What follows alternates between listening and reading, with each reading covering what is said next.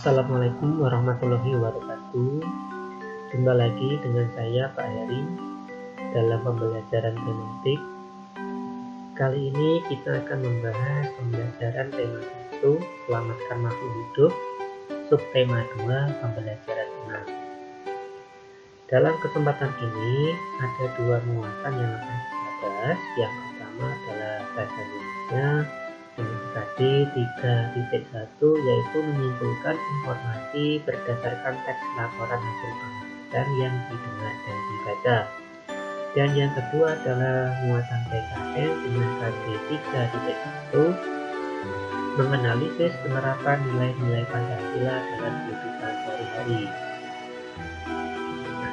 Menyimpulkan isi teks itu artinya yaitu menyampaikan atau menetapkan pendapat berdasarkan hal-hal yang disimak, dilihat, didengar, atau dibaca.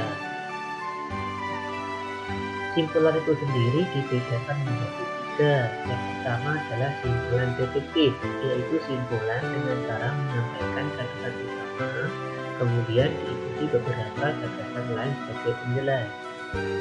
Yang kedua, simpulan induktif, yaitu simpulan dengan cara menyampaikan beberapa pikiran atau pendapat yang bersifat khusus dan diakhiri oleh gagasan utama sebagai inti dari simpulan.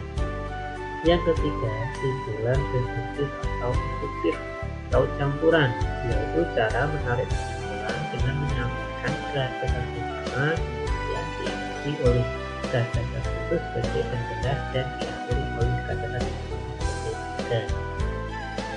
Cara menyimpulkan isi bacaan sebagai berikut. 1. Bacalah secara intensif seluruh bacaan dari awal hingga akhir. 2. Tentukan ide pokok dari masing-masing paragraf pada teks bacaan. Yang ketiga, simpulkan isi bacaan berdasarkan ide pokok seluruh paragraf. Oke, mari kita terapkan dalam sebuah contoh paragraf. Di sini saya sudah menyiapkan contoh paragraf. Kelelawar merupakan satu-satunya jenis hewan mamalia yang dapat terbang dengan menggunakan sayapnya. Seperti yang kita ketahui, kelelawar mencari makan pada malam hari. Kelelawar mencari makan saat malam hari karena kelelawar sangat sensitif terhadap dehidrasi atau kekurangan air. Oleh karena itu, habitat atau tempat tinggal kelelawar biasanya di gua-gua, alam terbuka, atau di pepohonan. Jika siang hari, kelelawar akan tidur dengan bergelantungan terbalik. Di sini Pak Guru sudah membedakan dari paragraf ini dengan warna biru dan warna kuning.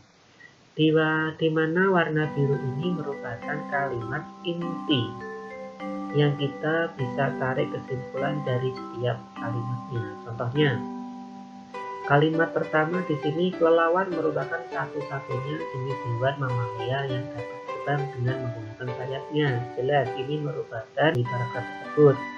Dan diikuti kalimat yang kedua, di sini kita hanya mengambil mencari makan pada malam hari. Di kalimat ketiga, kita bisa memilih atau mencari kata kuncinya, yaitu tempat tinggal kelelawar ada di gua, alam terbuka, atau di pepohonan. Sehingga jika kita simpulkan paragraf tersebut menjadi kelelawar merupakan satu-satunya jenis hewan mamalia yang dapat terbang dengan menggunakan sayapnya, yang aktif mencari makan pada malam hari, dan yang biasa tinggal di gua, alam terbuka, atau di pepohonan. Jika siang hari, kelelawar akan tidur dengan jantung terbalik. Itulah contoh cara menyimpulkan isi paragraf. Saya harap kalian setelah menonton video ini, kalian bisa menyimpulkan paragraf-paragraf ini. Berikutnya kita masuk di muatan yang kedua, yaitu PPKN. Masih berkaitan dengan penerapan sila Pancasila dalam kehidupan sehari-hari. Tetapi pada poin ini kita akan membahas sila kelima, yaitu keadilan sosial bagi seluruh rakyat Indonesia. Sila kelima Pancasila berhubungan dengan perilaku kita terhadap sikap adil pada semua. Berikut adalah contoh sikap pelaksanaan sila kelima Pancasila. Yang pertama, jelas bersikap adil. Yang kedua, menghormati hak orang lain. Yang ketiga, suka memberi pertolongan. Yang keempat, tidak hidup boros. Yang kelima, tidak bergaya hidup mewah. Yang keenam, tidak merugikan kepentingan orang lain. Yang ketujuh, suka bekerja keras. Dan yang kedelapan, menghargai hasil karya orang lain. Di sini Pak Guru sudah menyiapkan contoh kasus. Siti dan teman-temannya diundang menghadiri acara syukuran di rumah Udin. Di sana banyak makanan. Di meja sebelah kiri ada ayam goreng, satu ayam, dan ikan bakar. Di meja sebelah kanan terlihat ada rendang dan soto ayam.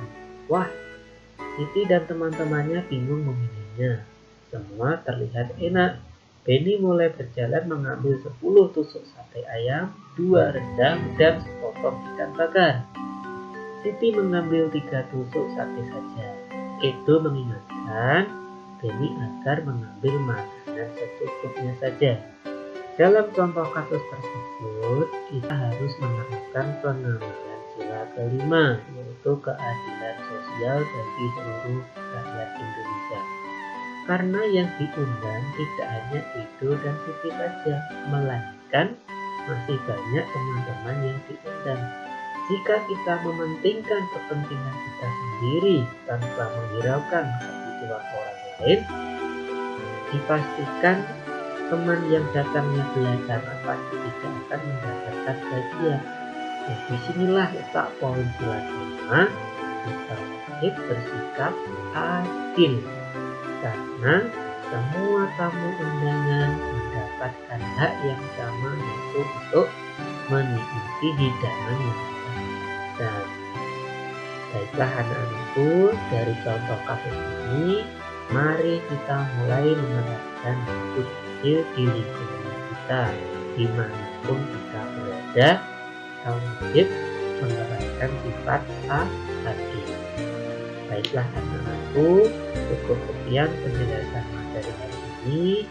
Karena ini pembelajaran 6, sudah saya siapkan link materi ulangan sub 52. Nanti linknya sudah saya berikan di kolom deskripsi. Terima kasih. Jika video ini bermanfaat, bisa kalian like, share, dan komen. Saya akhiri. Wassalamualaikum warahmatullahi wabarakatuh.